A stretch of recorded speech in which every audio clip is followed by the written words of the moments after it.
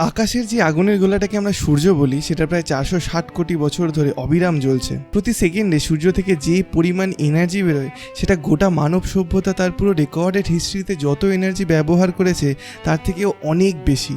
এই সংখ্যাটা এত বড় যে আমরা সাধারণভাবে কল্পনাও করতে পারি না। কিন্তু এখানে একটা ইন্টারেস্টিং ব্যাপার হলো, এই বিপুল এনার্জির বেশিরভাগটাই নষ্ট হয়। সূর্য তার তাপ আর আলো চারিদিকে ছড়িয়ে দেয়, তার একটা খুব ছোট অংশ পৃথিবীতে এসে পৌঁছয়, আর সেই অংশেরও একটা ক্ষুদ্র ভগ্নাংশ আমরা কাজে লাগাতে পারি solar panels, climate system, photosynthesis ইত্যাদির মাধ্যমে।